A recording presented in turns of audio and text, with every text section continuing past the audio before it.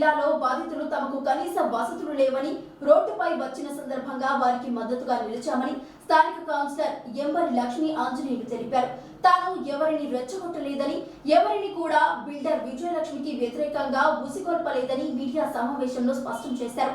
Builder Vijayalakshmi నిర్మించిన విల్లాలో ప్రభుత్వ స్థలం ఆక్రమించి నిర్మాణాలు చేయడం వల్లనే అమాయకులైన కొనుగోలుదారులు ఇబ్బందులు పడుతున్నారని, అగ్రిమెంట్ ప్రకారం చెప్పినట్లుగా కొనుగోలుదారులకు కనీస మౌలిక వసతులు కల్పించకుండా వారిని ఇబ్బందులు పెడుతున్న సందర్భంగా జేసీబీలతో, రౌడీ మూకలతో మహిళలపై దాడులకు దిగుతున్నారని తెలియజేయడంతో వారికి మద్దతుగా నిలిచామని తెలిపారు.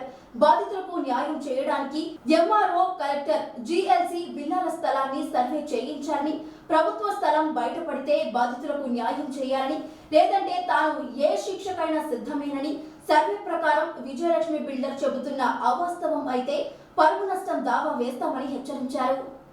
ఈ ప్రెస్ మీట్ పెట్టడానికి కారణం ఏంటంటే మొన్న ఒక 4-5 రోజుల క్రితం ఇక్కడ ఎవరో దుండగులు వాళ్ళు మామూలుగా క్యాబ్స్ పెట్టుకుని ఒక 10-20 మంది వచ్చి జేసీబీలతోని ఇక్కడ ఉన్న కాలనీ వాసులని వాళ్ళని బెదిరించడం జరిగింది. అయితే వాళ్ళు నేను అక్కడ హౌసింగ్ బోర్డు నుండి ఉన్నా అంటే ఫోన్ చేసి అప్పటికి హనుమంతరావు ఇక్కడ మా కౌన్సిలర్ వాళ్ళేమో హాస్పిటల్ ఉన్నారు.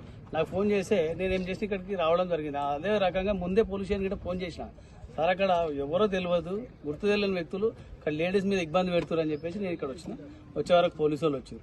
అయితే అప్పుడు ఇక్కడ ఒక న్యూస్ ఛానల్ వస్తే నేనేం చెప్పినంటే, విజయలక్ష్మి మేడంది వెంచరు 15 ఎకరాలు ఆమె కొన్నది, 12 ఎకరాలన్నర అంజరెడ్డి దగ్గర మేమే ఇప్పించాం.